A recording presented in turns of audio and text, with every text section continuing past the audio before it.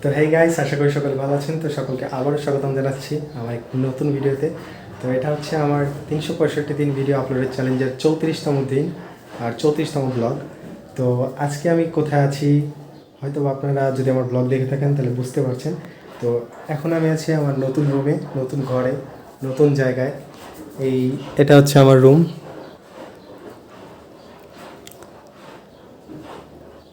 আর আমি আছি খুলনায়, খুলনা বয়রাতে, বড় বয়রা বলে এটাকে।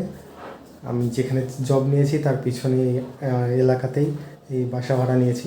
আর এই রুমটা আমি ভাড়া নিয়েছি। এটা একটা 2 রুমের বাসা।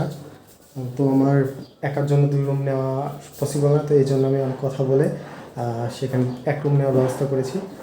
তো এটা হচ্ছে আমার বিছনা। এখনও খাট কিনি নাই, আপাতত ফ্লোরিং করতেছি, পরবর্তীতে খাট কিনে খাটের ব্যবস্থা করব। আর আমাদের বারান্দাটা দেখায় আমার রান্নার জায়গা। তো এই হচ্ছে আমার রান্নার জায়গা, আমার বেসিন, আমার গ্যাসের চুলা, এখানে সব। এই হচ্ছে আমার ঘরের দরজা। বেসিক্যালি এই হচ্ছে আমার রুম। এইটা আমি নিছি, এই রুমটা। আর এই একটা রুম ফাঁকা আছে, সাথে এখানে বাথরুম আছে।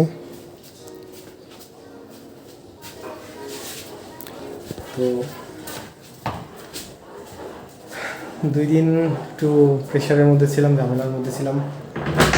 মনটা খুব একটা ভালো ছিল না, কারণ হঠাৎ করে হয়ে গেছে আমার সাথে। বাসা থেকে চলে আসলাম, এতদিন বাসায় ছিলাম, 5-6 মাস বাবা মার সাথে ছিলাম। আর ফ্রি ছিলাম বলতে গেলে, যখন যেটা খুশি সেটা করছি। কম্পিউটার চালাইছি, এডিটিং করছি, ব্লগিং করছি, গিটার বাজাইছি, ভালো না লাগলে ইউটিউব দেখছি, শুয়ে শুয়ে খাইছি দাইছি ঘুমাইছি, সেরকম একটা লাইফ। তো হঠাৎ করে একদম পুরো লাইফটাই যেন চেঞ্জ হয়ে গেছে। একবার ভাবছিলাম যে ব্লগ শেষ করে দিই। আপনারা যদি আমার চ্যানেল দেখে থাকেন, আমি গতকালকে একটা পোস্ট দিয়েছিলাম, আই কুইট।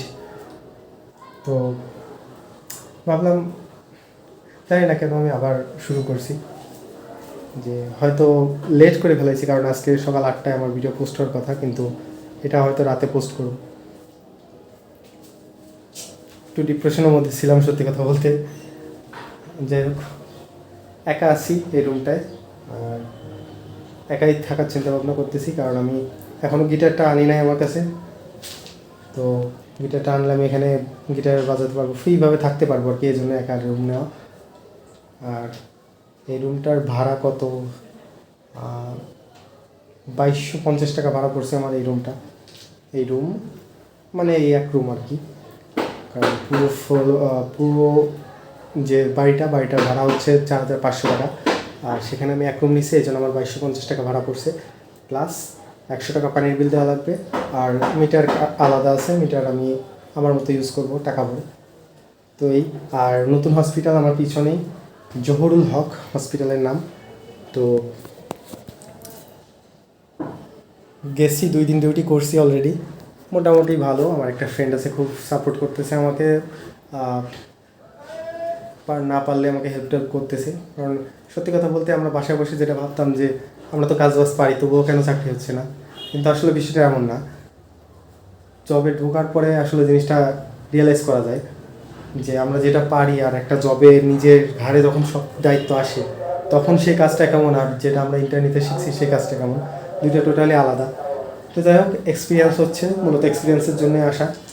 আর স্যালারি বলতে গেলে খুবই সামান্য, যাতে আমার থাকা খাওয়া হয় না। কিন্তু বাসায় বসেছিলাম, কোনো দিক দিয়ে কোনো কাজ হচ্ছে না, এই জন্য এক্সপিরিয়েন্স নেওয়ার জন্য মূলত আমি জবটায় ঢুকছি। দেখা যাক কতদূর কন্টিনিউ করতে পারি। আর চেষ্টা করবো ব্লগ কন্টিনিউ করার। জানি না পারবো কি না, কারণ নতুন পরিবেশ, নতুন পরিস্থিতি।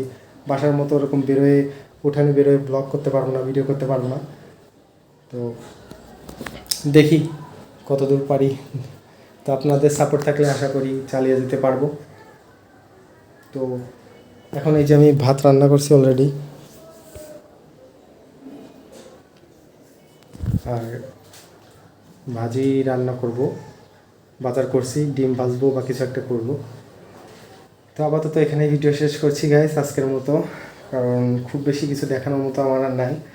আর নতুন জায়গা, নতুন প্লেস, এখন থেকে বেশিরভাগ ব্লগ আপনারা এখানেই পাবেন, এই ছোট রুমের মধ্যেই পাবেন। কারণ আমার অনেক বড় একটা জোন ছিল, বাসায় জোন, যেটার মধ্যে আমি ভিডিও করতে পারতাম, ব্লগ করতে পারতাম, কিন্তু এখন এই ছোট রুমটার মধ্যেই ব্লগ করতে হবে।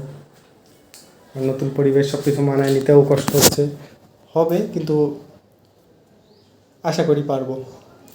তো আমার জন্য দোয়া করবেন, আর ভিডিওটি ভালো লেগে থাকলে অবশ্যই চ্যানেলটিকে সাবস্ক্রাইব করে দেবেন, সাবস্ক্রাইব করে দেবেন। তো দেখা হবে আবার আগামীকালকে। টাটা।